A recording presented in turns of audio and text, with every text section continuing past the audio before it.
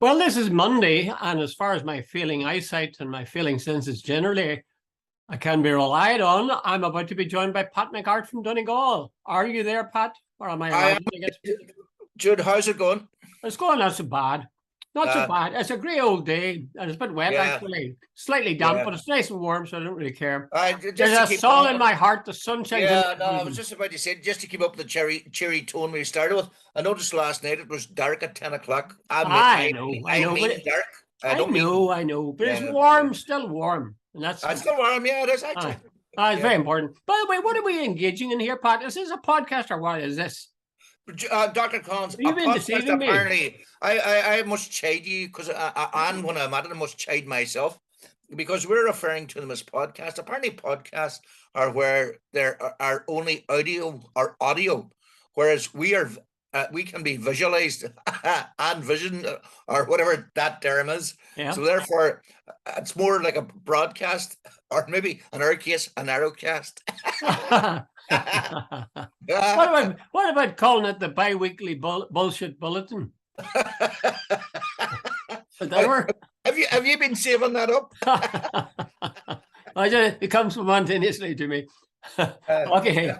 Anyway, whatever it is, it's not the wrapping and it's not the name we're concerned with. It's the quality of the parcel. I never mind the quality, feel of what. Right.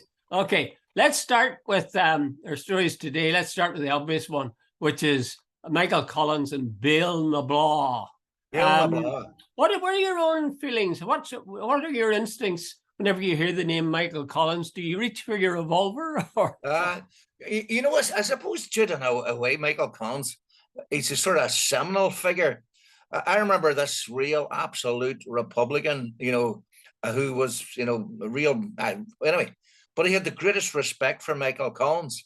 And then I knew Fianna Fáil guys. Remember Bill Nablaw years ago? It was always the preserve of the Fine Gael party, and no one was allowed to share Michael Collins.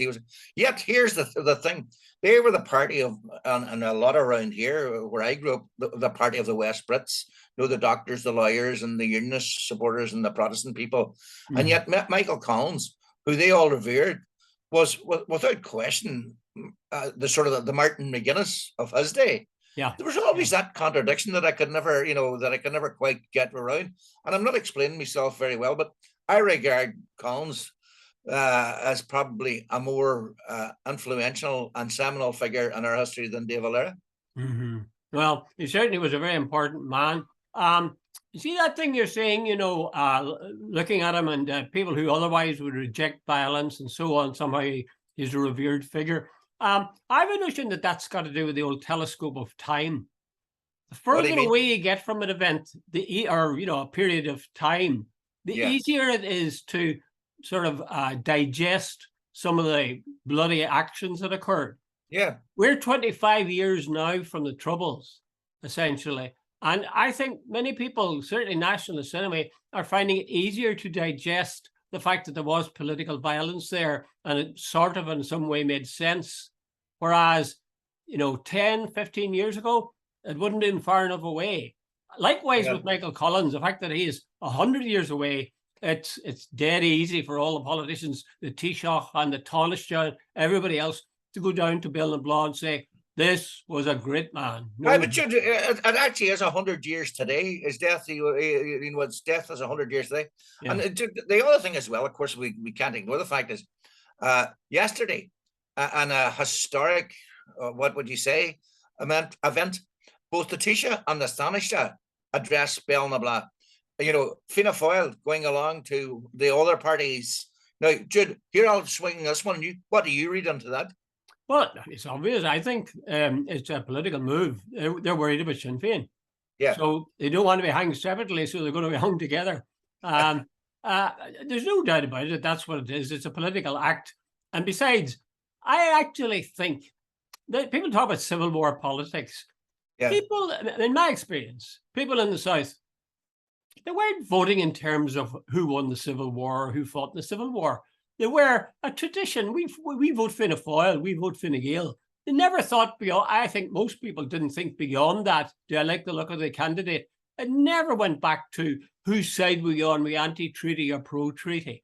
And that if it did go back to that, then they would have had maybe more interest in the North, because that pro-treaty, anti-treaty thing raises the question of partition. Jude, no, I don't disagree with a lot of that, actually. See, in the South, I knew people who voted Fine Gael, not because of their policies, not because of anything, because that was what Daddy did, and that's what Mammy did after the Civil War. Aye. And Jude, there was sometimes there was almost a cigarette pepper thinness between their policies. Yet there were people, and I mean, you went along to some of the rallies, and there was real bitterness and real hatred. You know, even in the 50s and the 60s. Oh, there was. Jesus, don't kid yourself. I remember.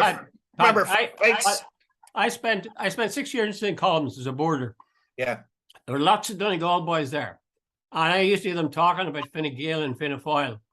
They never talked about any notion of treaties or wars or anything. No. It was up Fianna Fáil. I've been at functions where a tradition, yeah, but there was better. Let's move it on a wee bit. Right after yesterday, now to use your term, they're hanging, but they're now centrist parties. They're very much. Oh yeah. The one thing they're definitely they're sort of, if they hang together, they're hanging with against Sinn Féin. And by the way, here's the thing: it's going to really, really be interesting at the next election. How will Micheál Martin and Leo Varadkar separately sell each other's parties, their own parties, to the electorate and say, oh, by the way, we're different from Fianna Fáil? Why, if I was a voter out there now, I would consider them Tweedledee and Tweedledum. I don't see any difference. So what's going to be the impact of that? I think they'll tell their followers to vote us number one and vote the other lot number two, and put Sinn Féin, if at all, the last on your list of candidates. What do you think? That's what I still come back to that, Pat. I remember in our house as a kid in the 50s, and even earlier. Now, that was a short time from the Civil War. Yeah. I used to read the Dublin Opinion, and now I know it was a sort of a humorous magazine, but they talked about politics, and they had cartoons and stuff, but I wouldn't have been aware at all there was a civil war or there was any divide other than the usual divide between I'm not even sort of saying that, but there was a tradition, and there was a sort of like, for instance, Jude, mostly, and where I live nowadays, I haven't always been here, but anyway, it's East Donegal or Northeast Donegal, right? There was what they call the Finn Valley, and this is where the main concentration of Protestant people have. They would never have thought of voting Fianna Fáil. They always voted Fine Gael. There was an old sort of tradition too. Paddy Hart tapped that vote all the time, and like Paddy's role in the North was very sort of pro-unionist almost. Yeah. So Jude, and it was handed down. Now, I'm not saying it was sort of, but Jude, I remember quite clearly fist fights after meetings and like when I was a wee boy. Is that right? And so on. So like there was a bitterness then, and I worked in RT, and I remember there was two old guys. They used to meet each other in the corridor, and neither of them spoke. And I said to somebody one day, "What is it?" He says, "Oh, that guy's father ordered the execution of that guy's father." That was in living memory. Well, that would add an age. I still feel that for most people it was a tradition, just as our tradition at home would have been to vote for nationalists or Republicans in the election. This is pre the Troubles now, or pre the 1960s. But you never really asked yourself anything about it. I didn't know what is nationalist or Republicans. They're just our lot, they're our lot. That's what you thought. Anyway, I'll defer to your greater wisdom in this. I always thought that it was more habit than any real. Yeah, well, I'm sorry for cutting across you, but you're probably right now.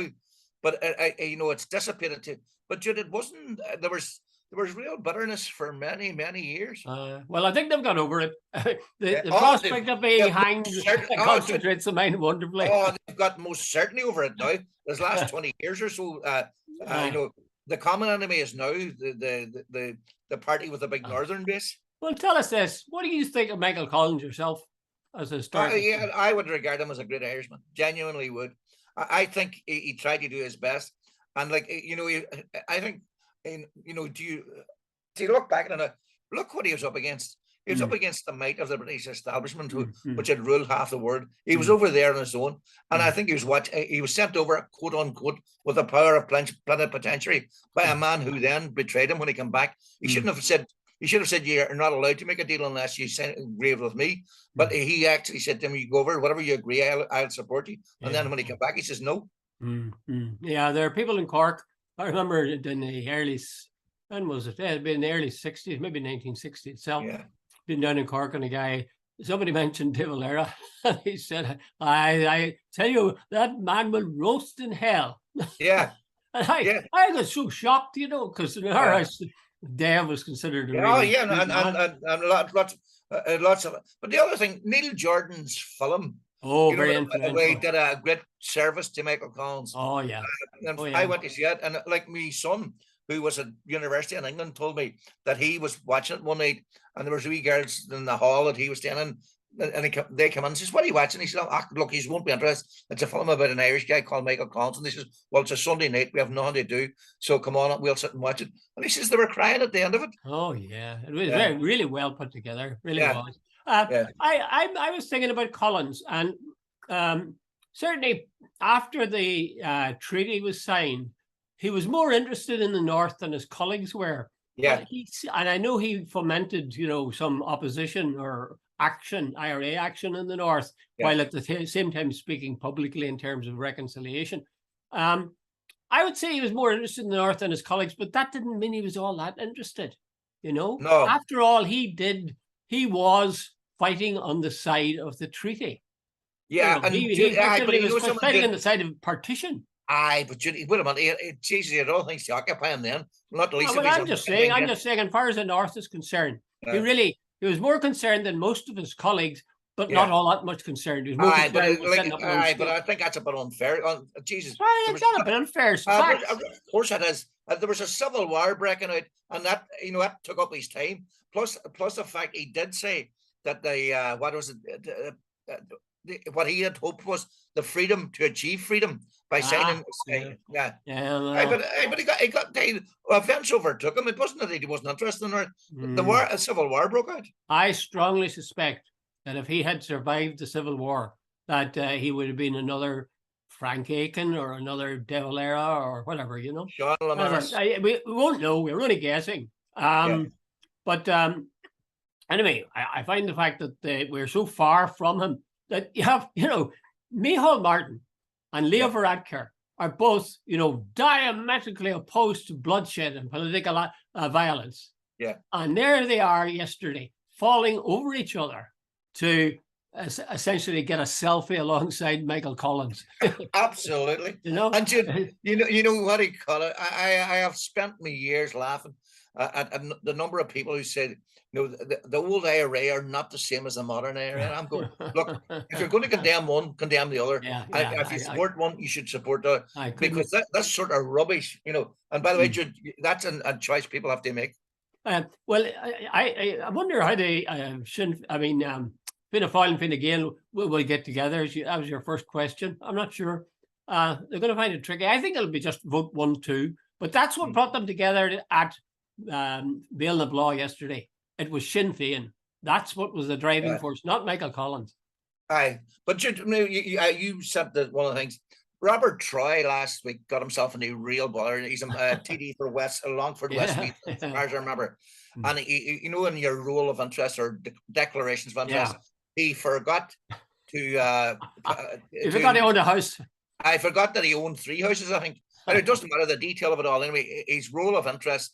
And quite serious in the sense that all this thing about conflict of interest and all that. But let's jump all that aside.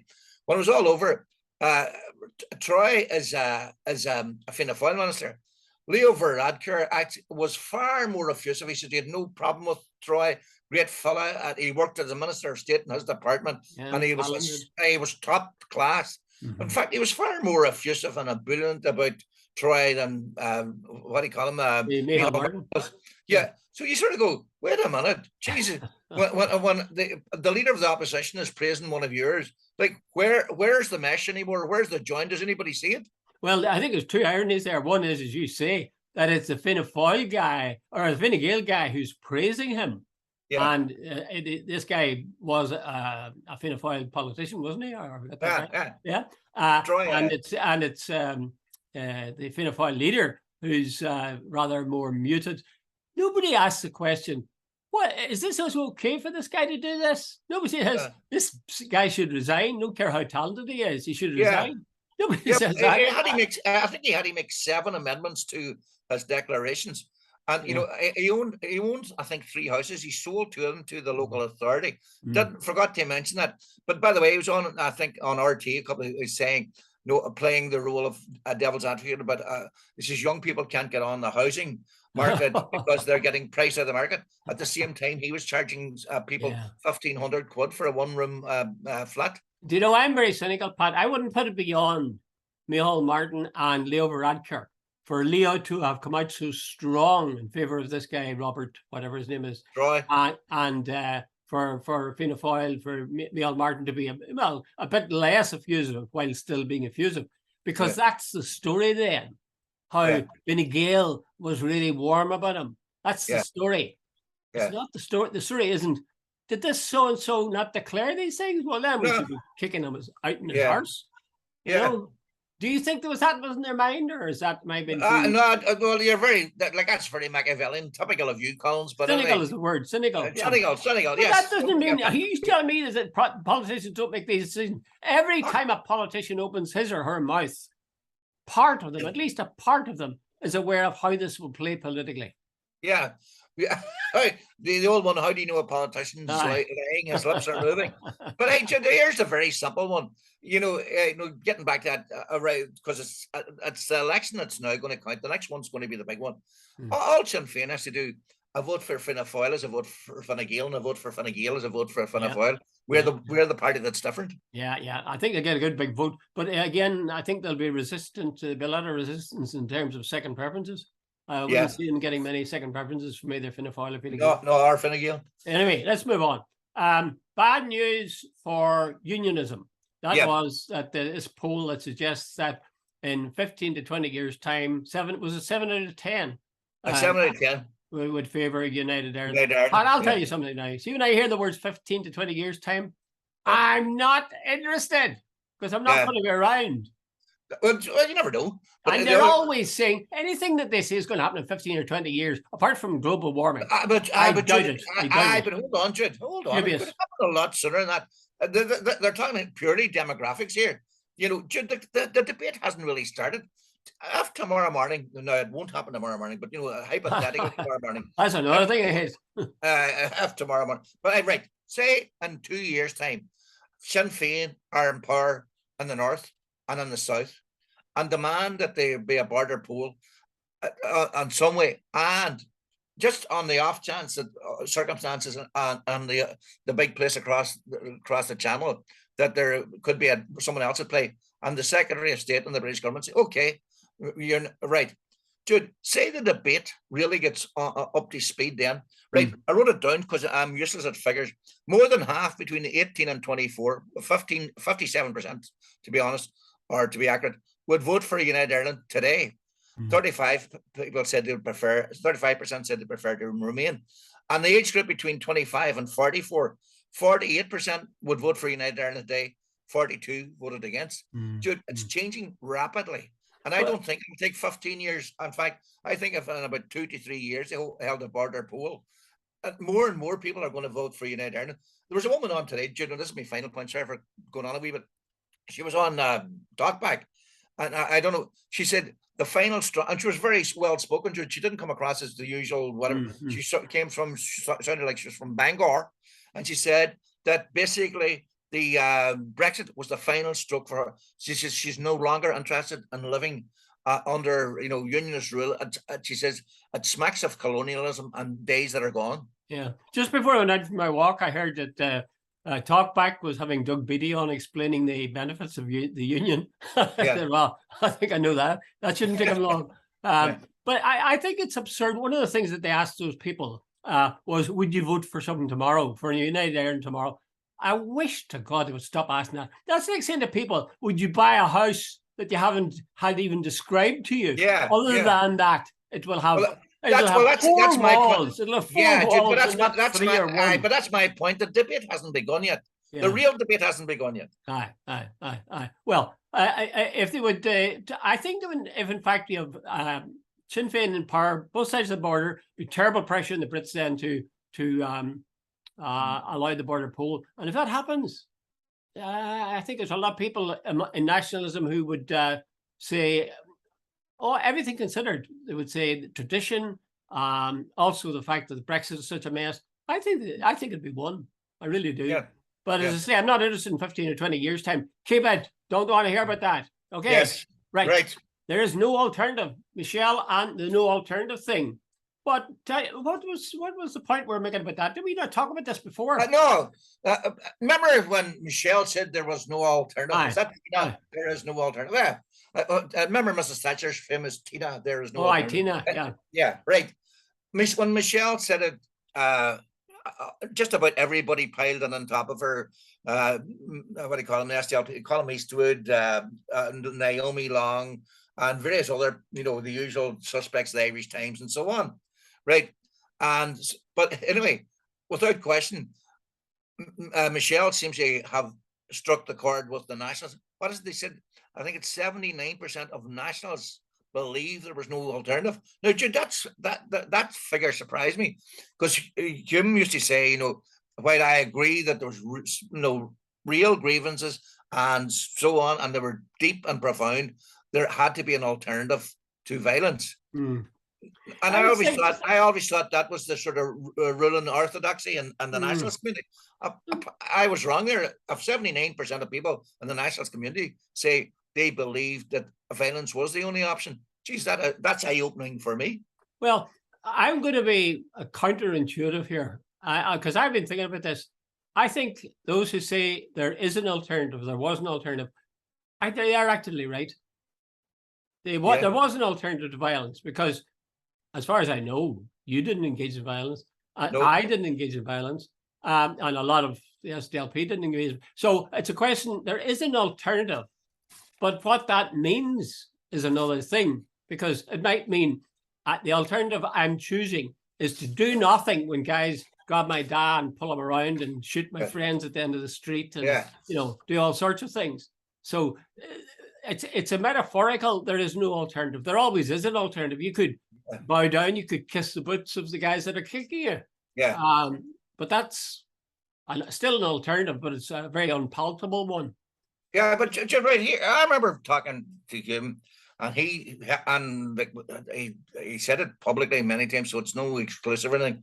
But I remember he said that across the world things were changing, and remember Danny the Red and Paris and Martin Luther King in America and so on, and that the Labour Party had under Harold Wilson had come into being, and the swinging 60s and all these make love not war, and the tide was running, that things would change and so on, and all the violence that was actually send things back the way, that an entrenched unionists.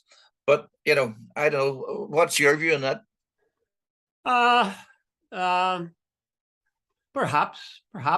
I'm still thinking about this non-alternative thing. And there always is an alternative. If you make a choice. Yeah. Because Martin McGuinness himself said it. He said there were some people who did what John Hume did, but then there was others of us who fought back. Yeah. Now, you see, I think in ways it was a clumsy thing for Michelle to say there was no alternative. What she really meant was that there were people who felt so outraged by what was happening to them in their country that they felt they must resort to violence.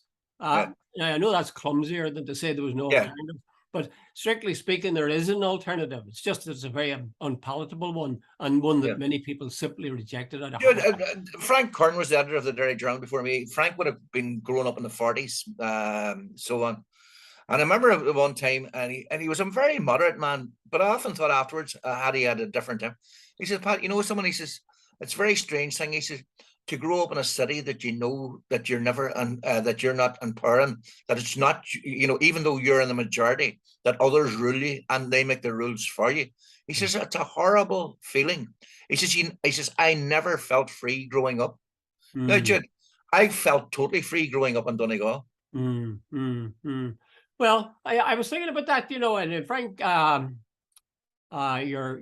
man in the Derry Journal.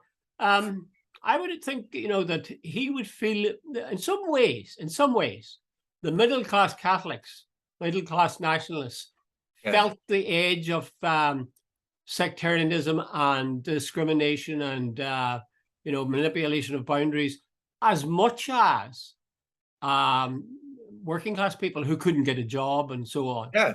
And now it changed the lives of the working class people because they had to bugger off to England or wherever. Yeah. Nationalists, Catholics, middle class were able to stay here, but they still resented, the fact that they weren't able to, exercise power in one man, one vote, and allocation of housing and so on. So I think the position in society determined to what extent you were annoyed. I think that the middle class were annoyed by discrimination and so on. I think the working class were enraged by it eventually. Yeah, Jude, I think that's a very good analysis. I always remember the one of the people who worked with me years ago, and I was a sort of the editor, but someone I had come in from Dublin. I'd been working in Dublin, and it was a learning experience. And I remember one day she said to me, and she's a very thoughtful, intelligent girl, and she says, "Pat, someone there are them and us." And I've told you this before, Jude, you've heard it before. And I thought she meant unionists and nationalists. And she says, no. She says, there are those who live up in the Culmore Road who actually look down on us, who think that they're superior and think we're just all terrorists and thugs.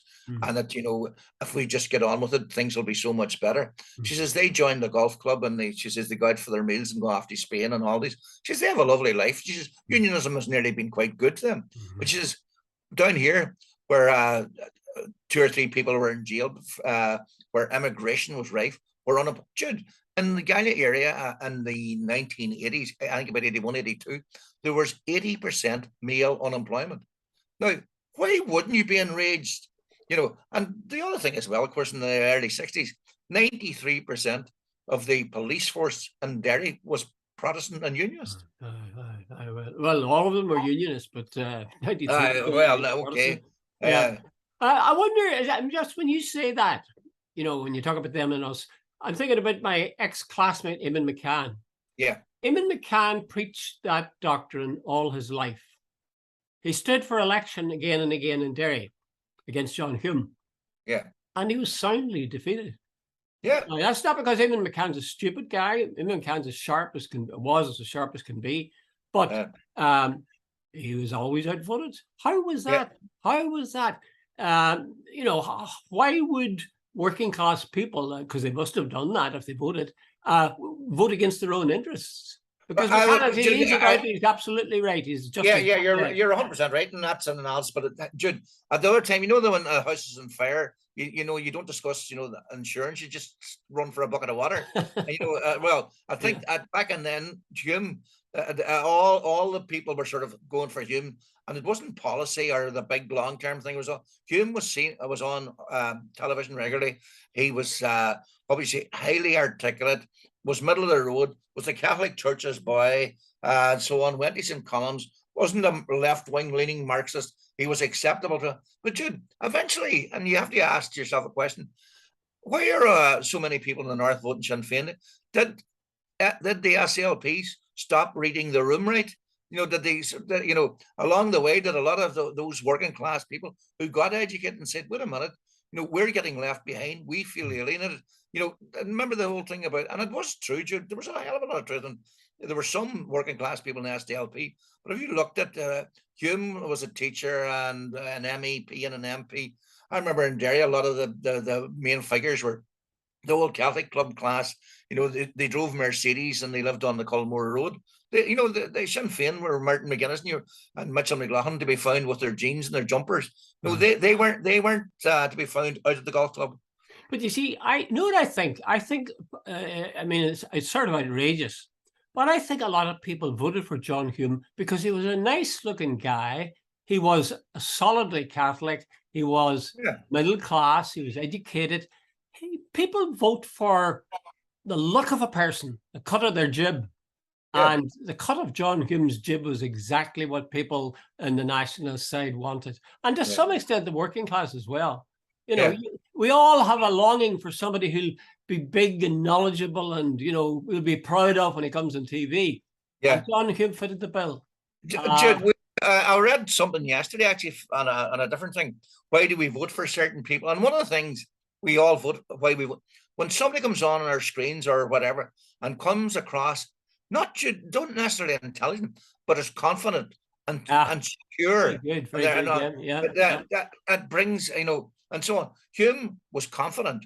Mm-hmm. And the fact that he was highly, highly intelligent, he had a brain the size of a planet, definitely had plenty, and so on. But anyway, a lot of people said he's our man, but he also had the backing because he didn't support violence. And as well as that, Jude, the Catholic Church, of course, had all this moral thing, but a lot of people, you said it yourself, a lot of people were frightened by violence, so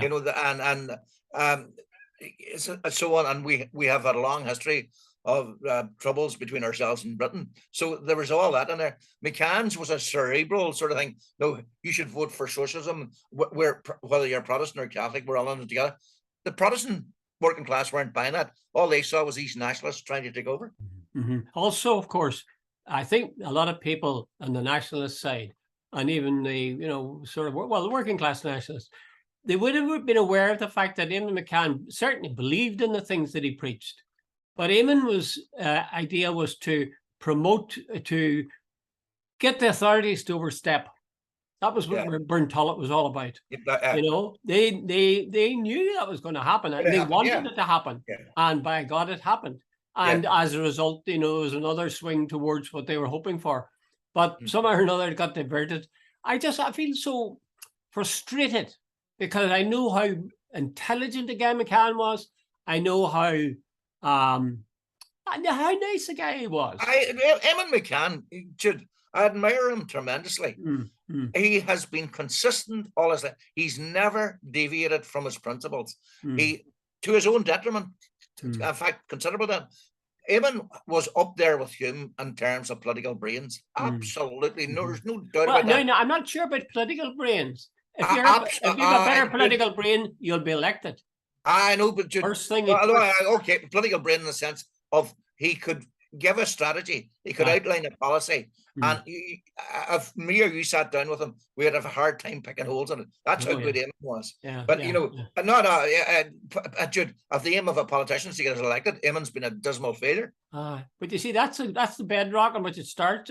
You have to get elected. That's the practicalities of the thing. And there's no point in saying I'm going to be purer than pure, because you're going to be also. Well, then that brings. Hold on, Dr. Collins. That brings you into the Jeremy Corbyn, Keir Starmer. Keir Starmer's basically saying, "Look, Jeremy Corbyn wasn't going to get elected, so I'll get into bed with Murdoch. I'll get into bed with all these people, the establishment, and that I get into power." But what difference does that make to the working people?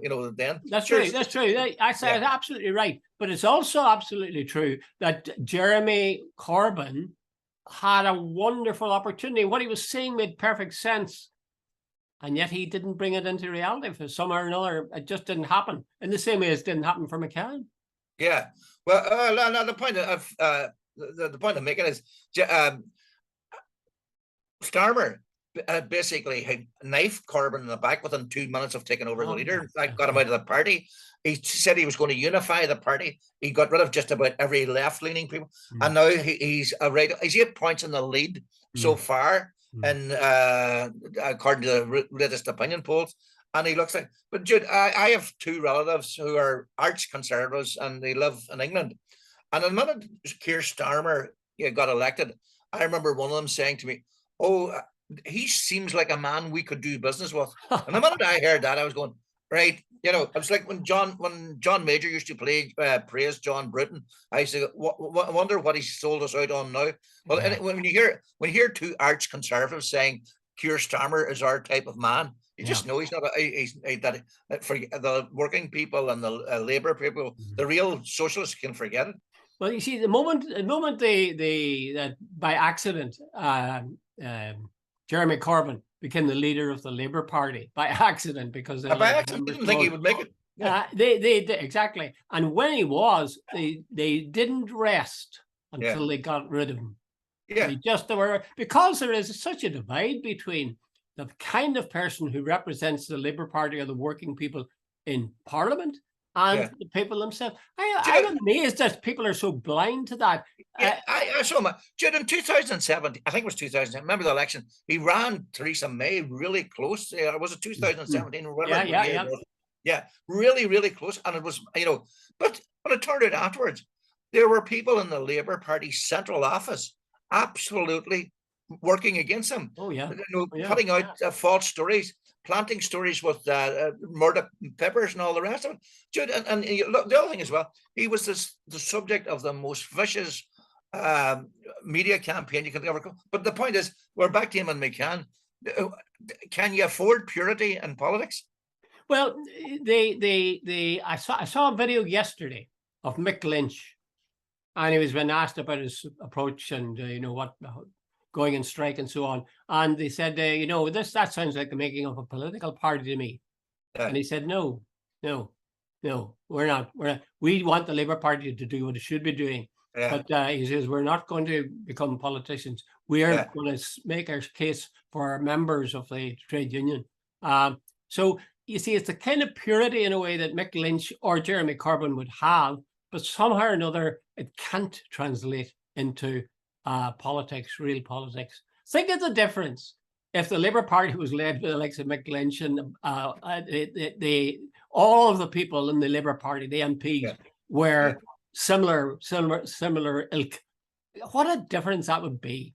I thought you were slagging, and I would say, to me, that would be nirvana. Real working people looking after real work, intelligent. Jude, I wrote it down. So, CEOs pay in Britain now. That's why it's a snap, Pat. I have that down as my last one. Go ahead. UK's 100 biggest companies pay jump by 39%. The average CEO is now earning 3.4 million per annum, which is 109 times that paid to the ordinary worker. Okay. Jesus, good. But in the 50s and 60s, if you were earning 10 quid and the boss was earning 100, which was 10 times, that was considered extreme. Okay, Pat, question. If you were one of those Ftse chiefs who got 3.4 million raise, would you refuse it? No. No. So what are we objecting to? No. That's a load of. No, I'm not faulting you, Pat. I would do the same thing. I did the same thing. But Jude, the whole system is rigged. That's exactly it. That's exactly the point I was going to make. That it's a question of when people are in the situation and they're offered 3.4 million. Of course, you're going to take it. You'd be crazy not to. But what is at fault is a system that allows that kind of thing to happen. Yeah. But anybody who would dare to speak of changing that, my God, they would be politically dead before they got out of their seat. But Jude, it has to change. When the bosses are earning 109 times what the workers are earning, when the system is rigged, when people like Blair get into bed with Murdoch, and when Keir Starmer kicks out the only true socialists left nearly in the Labour Party, and the working people sit and watch all it, Jude, there's going to be a revolution of some kind, and I hope it's sooner than later. Well, I thought I can remember the late 60s we were talking about, and I was sure there was a revolution coming then, but it didn't actually happen. Yes, it's.